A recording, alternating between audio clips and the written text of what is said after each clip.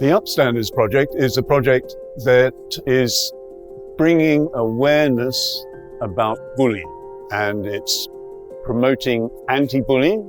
And as soon as I heard about that, I was right on board, because I've spent 30 years of my life trying to mitigate the scourge of bullying, if not eradicate it, as a teacher.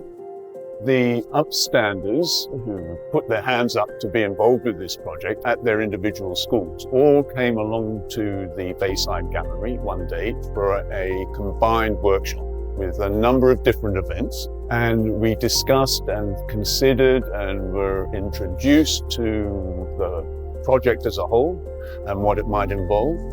And that involved talking with the teachers too, and making it entertaining and appealing, of course. And then the students were to go back to their individual schools and over a period of time create their artworks based on the discussions and the workshops they had at school with their teachers. And then when they were ready, myself and an assistant went to each of the schools and created the editions you see here today. There were 100 students all working together to present a positive and a collaborative and important expression of how to be an upstander and not a bystander.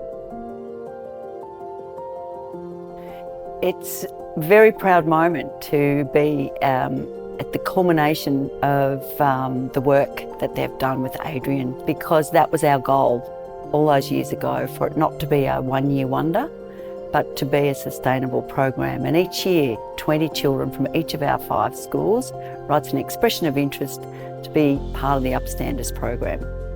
The essence of the work is for the children to develop their knowledge of the concept of bullying prevention, and hence the name Upstanders. We always do it at a Year 5 level, so that following year the students can take that experience onto Year 6 and become the leaders in our school, and then run things like friendship lunches across the school with all the younger students, explaining to them what they've learned and what they know about preventing bullying and why it's so important.